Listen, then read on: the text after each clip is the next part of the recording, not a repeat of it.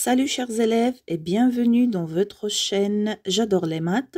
Alors dans cette vidéo, on va travailler sur la continuité d'une fonction en un point, mais la différence cette fois que notre fonction est définie par partie, est définie sur des intervalles.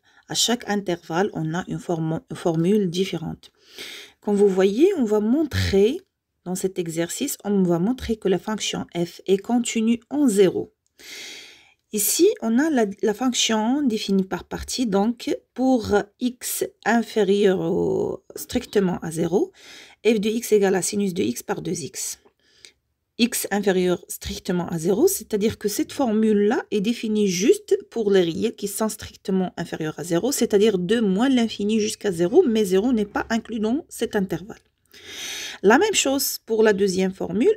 Cette formule-là est définie pour tous les x qui sont supérieurs strictement à 0, c'est-à-dire toutes les x qui appartiennent à l'intervalle ouvert de 0 jusqu'à plus l'infini. Alors voilà la formule, f de x égale à la racine de 1 plus x moins 1 par x. Et finalement, on a l'image de 0. Alors f de 0 égale à 1 demi. Alors, pour montrer que la fonction f est continue en 0, comme vous voyez, on a un changement de formule en 0. Donc, à droite de 0, on a une formule. À gauche, on a d'autres formules. Donc, pour montrer ça, il faut étudier la continuité à droite de 0 et à gauche de 0. Alors, comme un rappel, pour dire qu'une fonction est continue en un point A, f est continue en A, ça équivalent que f est continue à droite et à gauche en A. Donc, pour montrer la continuité, il faut montrer que la fonction est continue à droite et à gauche, c'est-à-dire les deux en même temps, continue à droite et continue à gauche. Supposons par exemple que nous trouverons par exemple que notre fonction est continue juste à droite d'un nombre. Donc, ça suffit de dire que notre fonction n'est pas continue en point parce que ces deux conditions nécessairement doivent être vérifiées pour dire que la fonction est continue en un point. D'accord. Alors, pour notre cas, donc on va montrer que la fonction est continue en 0. Voyez bien la question ici. La question n'est pas est-ce que la fonction est continue? Et vous demandez de montrer que la fonction est continue. Ça signifie quoi? Ça signifie que sûrement notre fonction est continue en 0. C'est-à-dire, si vous distinguez les cas, si vous étudiez la continuité à droite et à gauche de 0, il faut que vous trouverez la continuité. C'est-à-dire, lorsqu'on va calculer la limite, donc ici, lorsqu'on dit que la fonction est continue à droite et continue à gauche, ça signifie quoi? Ça signifie que la limite lorsque x tend vers a plus à droite égale à la limite lorsque x tend vers a moins à gauche de x. Tout ça, c'est l'image de A. Donc, la limite lorsque x tend vers a plus de f de x, c'est-à-dire la limite à droite de a, c'est exactement la limite à gauche de a et c'est exactement l'image de a. C'est pour cela on dit que la fonction est continue en a, c'est-à-dire elle est continue à droite et continue à gauche. Alors, on va commencer par l'étude de la continuité, par exemple, à gauche. Donc, étudions la continuité. Étudions la continuité à gauche de 0. Alors, on est demandé d'étudier la continuité en 0. Donc, voilà la première partie. On va étudier la continuité en 0. Donc, on a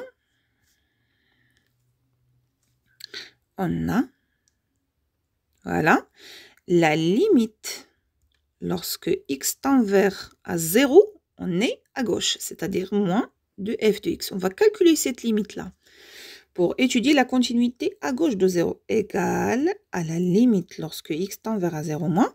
Donc, il faut remplacer f de x par sa formule.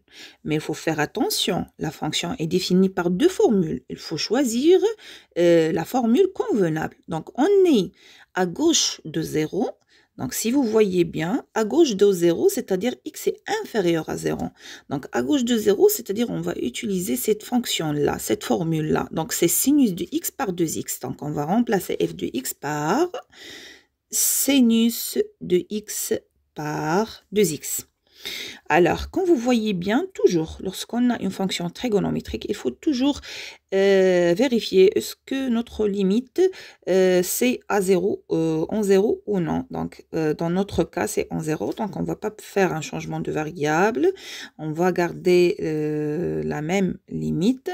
Donc, comme un rappel, cette limite-là est très connue. C'est une limite usuelle. Donc, on a la limite lorsque x tend vers 0 de sinus de x par x. C'est toujours combien? C'est le 1. Donc, il faut bien retenir ces limites usuelles. Donc, on va juste isoler ce 2. 2, c'est au dénominateur, c'est-à-dire on va décomposer ce produit-là. Donc, c'est quoi? C'est la limite lorsque x tend vers 0 moins de quoi? De 1,5. On va isoler le 2 fois sinus de x par x. Bien sûr, cette limite-là, on va la remplacer par 1. Et voilà, le résultat, c'est quoi? C'est 1,5 fois 1 qui nous donne 1,5. Il faut justifier car la limite, lorsque x tend vers 0, de sinus de x par x égale à 1. Alors, ce résultat-là, c'est exactement quoi? Est-ce que si l'image de 0, on va revenir à notre formule, on a f de 0 égale à 1,5. Donc, cette limite à gauche, c'est exactement l'image. Donc, égale à f de 0. Voilà. 1,5, c'est exactement f de 0. Donc, la limite lorsque x tend vers 0 moins de f de x, c'est exactement l'image de 0. Donc, qu'est-ce qu'on déduit? Donc, quoi?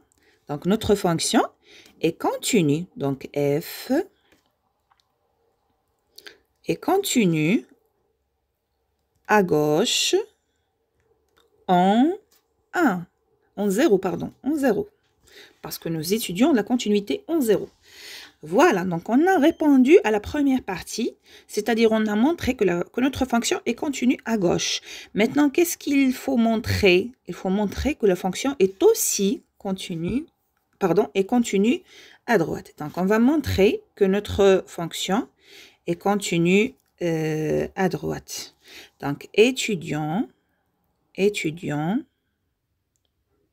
la continuité à droite en 0. D'accord? C'est la deuxième partie. Donc, qu'est-ce qu'on va calculer pour étudier la continuité à droite? Donc, on va calculer, on a la limite lorsque x tend vers 0. Quel 0? À droite, c'est-à-dire 0 plus de f de x. Donc, c'est la limite lorsque x tend vers 0 plus. Maintenant, il faut remplacer la fonction par sa formule lorsque x est positif, c'est-à-dire lorsque x est supérieur à 0. Alors, pour le x supérieur à 0, on a la formule f de x égale, c'est la racine, on va la remplacer. Donc, c'est la racine de 1 plus x moins 1 divisé par x. Alors, comme vous voyez bien, donc, on a la limite lorsque x tend vers un point. Donc, la première chose à faire, c'est de faire remplacer x par sa valeur. Alors, lorsqu'on remplace x par 0 dans le numérateur et le dénominateur, on obtient 1 moins 1, c'est 0 par 0. Donc, c'est une forme indéterminée, c'est exactement 0 par 0. Donc, dans ce cas-là, il faut lever cette indétermination. Alors, comme j'ai déjà dit, lorsqu'on a une formule qui contient de la racine, alors il faut réfléchir automatiquement au conjugué. Donc, on va multiplier par le conjugué. Donc, c'est la limite lorsque x tend vers 0 plus. Voilà, donc de la racine de 1 plus x moins 1. Le conjugué de cette quantité-là, c'est exactement 1 plus racine de x. On a ici le moins, donc on va mettre ici plus. Bien sûr, il ne faut jamais oublier de multiplier aussi le dénominateur.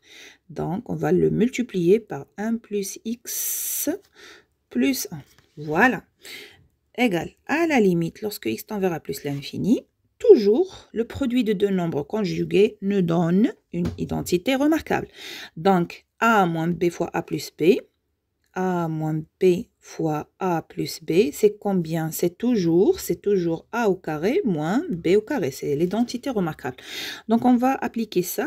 Donc, c'est la racine de 1 plus x le tout au carré, moins 1 au carré.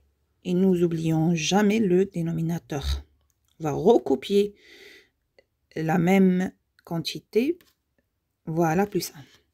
Voilà, maintenant, il nous reste de faire la simplification convenable. Donc ici, on va simplifier la racine avec la puissance de 2. Qu'est-ce qu'il va rester? Il va rester 1 plus x. Et ici, 1 au carré, c'est 1. Donc 1 plus x moins 1, on va simplifier le 1 avec le moins 1. Il nous reste le x par x multiplié par 1 plus racine de x plus 1. Alors, bien sûr, on va simplifier aussi le x avec le x. Voilà, donc qu'est-ce qui va rester? Il va rester la limite lorsque x tend vers 0 plus de 1 par la racine de 1 plus x plus 1.